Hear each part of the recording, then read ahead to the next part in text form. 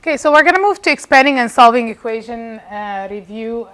We're going to see a lot of this in grade 11, okay, expanding and simplifying and all of this. So let's just review quickly what are like terms and how can we collect like terms, and what's a term, what does it have, what's a component of a term, and how can we expand and simplify. So in a term is something that has a letter and a number, okay, or just a number or just a letter, okay. So it could be something that looks like this, okay, or it could be just simply this, or it could be this, or it could be just simply a number 7, okay. This is called a term, okay. All of these, each one is a term. Now in a term you have technically 3 components. The component with the number that's in front is called the coefficient.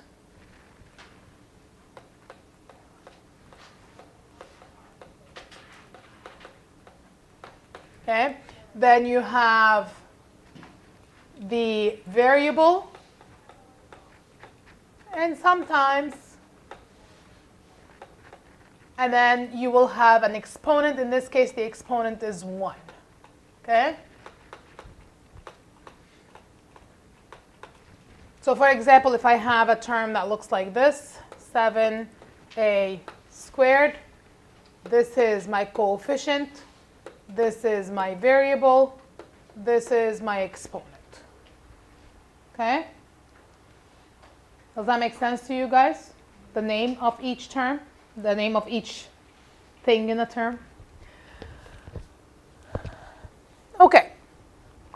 So in order for terms to be considered like terms, they must have the same variable and the same exponent.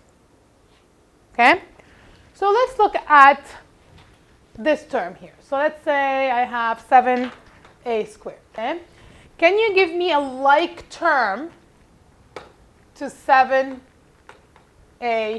squared? I want a like term to a squared, right? Why are they called like terms? They have the same variable and they have the same exponent, right? Coefficient is not the same. It doesn't have to be the same, okay? Now, what if I have 5xy? Give me a like term. 2xy. Okay? Again, same variables, same exponent, different coefficient. I need to be able to identify like terms because like terms can be collected together. It's like apples and pears. You need to identify the apples from the pears so you can add the apples together and the pears together. Same with terms. Okay? You can only collect like terms. Okay? When you're collecting like terms, you're adding or subtracting the coefficients. Okay? So let's say if there is an addition here between these two, if there is an addition here, so I have 5xy plus 2xy, because they're like terms, I can say that I have 7xy. Right? You have 5 apples and 2 apples. You don't say I have 5 apples and 2 apples. You say I have 7 apples. Right? But if you have 5 oranges and 2 apples, you can't say I have 7 oranges or apples. No. There are 5 apples and 2 oranges. Or the other way around. I don't even know what I said. All right? So unless they are like terms, you can't add the coefficient. Okay? But the minute that they are like terms, you can add or subtract the coefficients. Okay? So, collecting like term, you can add or subtract the coefficients of terms that have the same variable and exponent.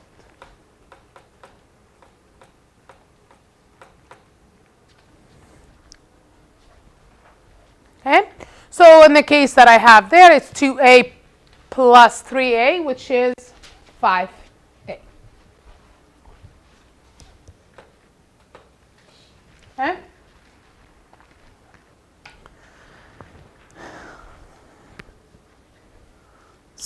in the two examples that we have there, I have 3a minus 2b minus 5a plus b. What are my like terms?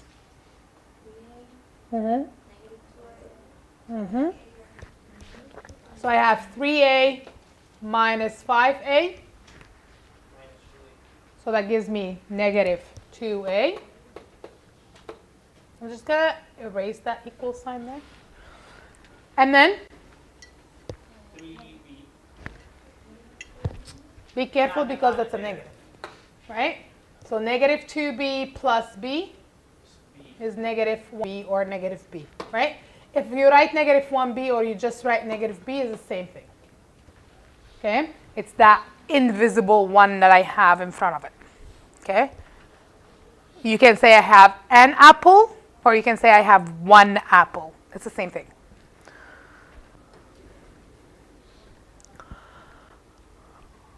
What are my like terms for the b? Okay, so the x squared are like terms. So I have 2x squared minus 4x squared. So that gives me, you see that my variables stay the same, right? I don't change my variable. Then I have 3x plus 5x. And then I have negative 6 plus 7 plus 1.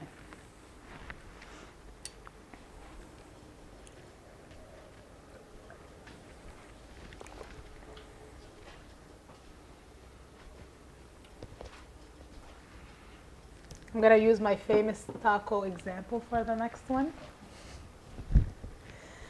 Okay, so we also in math, we have a lot of multiplication and a lot of like grouping and things that are grouped together, okay, lots of combos. So the example that I always give for this one, which is the distributive property, is the following. So you went to Taco Bell and then they have the combos of, you get 2 tacos and a pop, okay, that's your combo. You're a family of 3, so you're going to get 3 combos. How many tacos and how many pops are you going to get? 6 and 3. 6 tacos and 3 pops, right? What did you do? Multiply the 2 tacos by the 3 and the 1 pop by the 3. Perfect. Exactly the same thing, I can write it in math, right? So my combo says 2 tacos and 1 pop, yeah?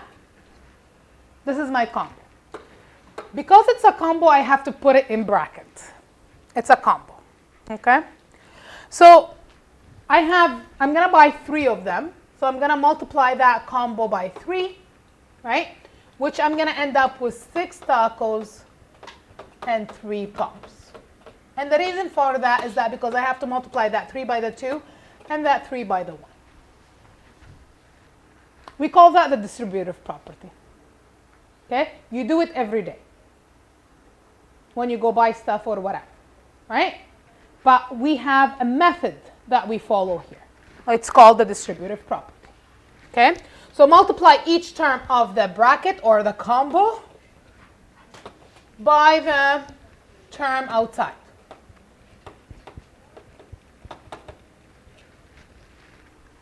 Okay? So, that being said, I have A times B, which is AB, and then A times C, which is AC. Are you guys okay with this?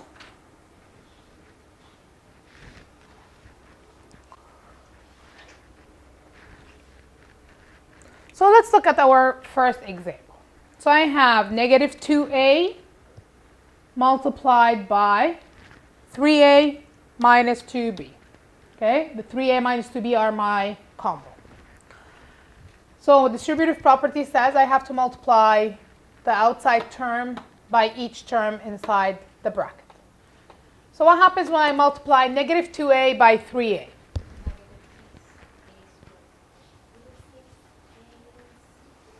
Do we agree with that? Negative 6a squared? Yes. Because we multiply the coefficient by the coefficient, and then we multiply the letter together. A times a, I don't write it as a times a, I simplify it to a squared. Okay? So in this case, it's negative 6a squared. How about when I multiply negative 2a by negative 2b?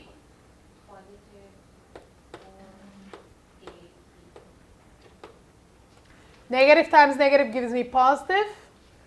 2 times 2 gives me 4. A times b is a times b. Doesn't change because they're not the same variable. They stay as ab.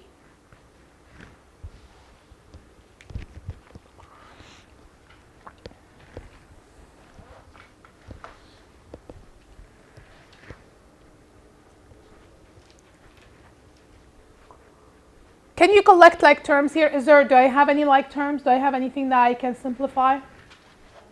No, they're not like terms. One is a squared, the other one is ab, right? They're not like terms. So that's it. That's the end of it. Let's look at the second example. I have 2x minus bracket x minus 8y, close bracket, minus 3y. How, if I'm asking you, simply I'm going to ask you to simplify. What do you do? First the bracket. First do the bracket. Okay, so simplify inside the bracket, is that what you mean? I can't. Because outside the bracket there's a 1. Mm-hmm. See, so you multiply 1 by x is x, 1 by 8y is 8y. Mm-hmm. So yes, you are right. There is an invisible 1 right there in front of the bracket, right? But you have the negative. You see that negative? That belongs to that 1. Okay?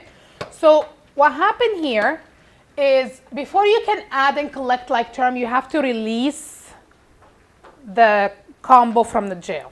Okay? You have to get rid of the brackets. Okay? That's the first thing. And in order to get rid of the bracket, you have to that negative 1 belongs to everything inside the bracket like we had when we had the 2 times or the 3 times, right? It's the same idea, but in this case I have a negative 1. So that negative 1 has to multiply by the terms inside the bracket first before I can collect like terms. So to get rid of the bracket, first of all 2x is going to stay the same, nothing going to happen to it. Then that negative 1 is going to multiply inside the bracket. So that's going to be negative 1x. Negative times negative gives me positive. Anything is going to happen to the negative 3y? So it's going to stay the same. Now I have no more brackets, nothing that's keeping things away from each other. Now I can collect like terms. Like terms are the 2x and the negative 1x, so that gives me x, or 1x. And then 8y minus 3y, which gives you plus 5y.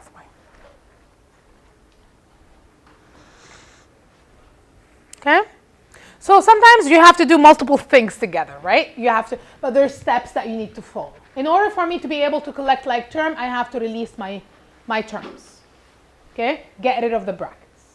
Then I can collect like terms.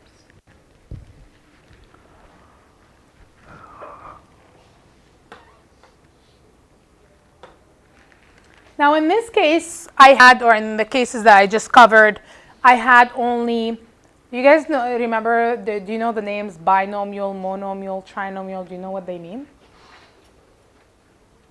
So a monomial means one term. Mono means one term. Binomial, 2 terms. So if you see right here, the negative 2a, that's one term, so that's a monomial. And whatever is inside the bracket, because I have 2 terms, then it's a binomial. So I have a monomial multiplied by a binomial. Okay? It's not always the case in math. Sometimes I have trinomial, which is 3 terms. Sometimes I have a bi multiplied by a bi, right? It depends on what the cases are. So in the case when I have a binomial multiplied by another binomial, I'm going to have to follow the distributive property, but I have to follow it twice. okay? Because in this case, you're going to pretend that you have the A multiplied by the CD, like we did earlier, but also you have the B that's multiplied by the CD. So you have to do your distributive property twice, okay? Then you're going to collect like terms, if you have any. So we call this method the FOIL method, which is an acronym for first, outer, inner, last. Okay? It's an acronym that we use. You're going to hear me say FOIL just so you know what it is. So F stands for first, which means you're going to have to multiply the first term by the first term. Okay? The first from the first bracket by the first from the second bracket. Okay? If I do that, what do I get? AC.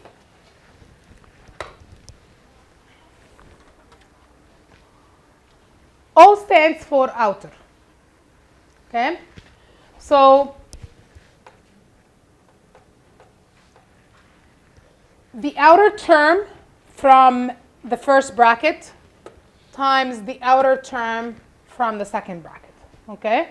So it's A times D, which is AD. And guess what I stands for? Inner. Inner is the inner two terms. Okay, so the inside terms. So in this case, the B and the C. Okay? And then I have L stands for last.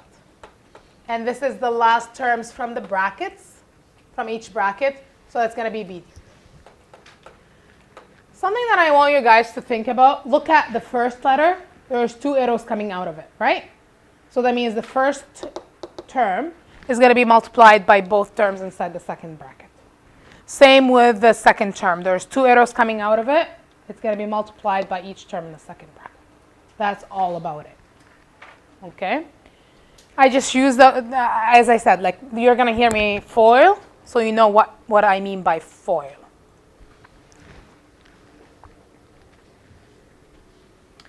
Remember, in this case, I don't have like terms because I have different letters, but most of the time you're going to get like terms, so you have to collect like terms. Okay? So, let's look at the example. I have 2a plus 4b multiplied by negative 3a minus 2b. The question will say expand and simplify. This is what the question is going to say. Expand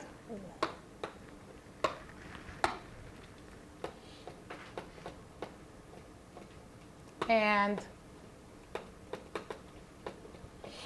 simplify.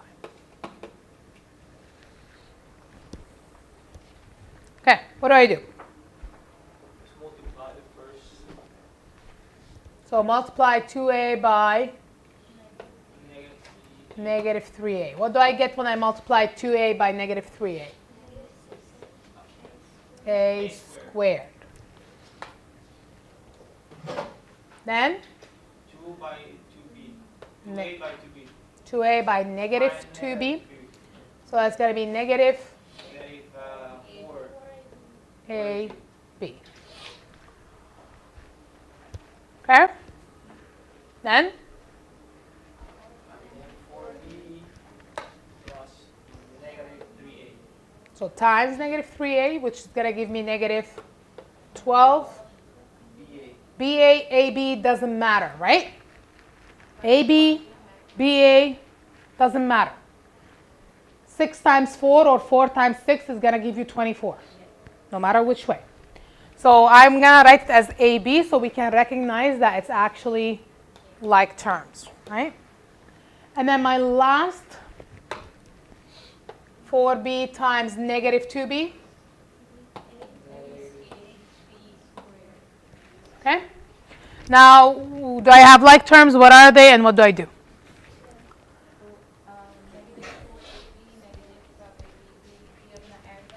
Yeah.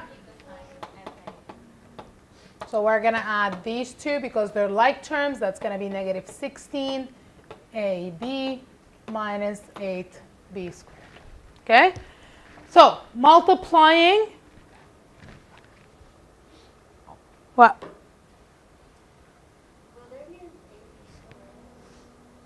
Where would the AB squared come from?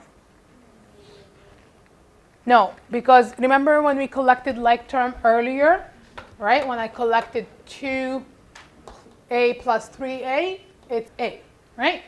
You're only adding the coefficient. You don't change your variable. Only when you're multiplying, it becomes squared.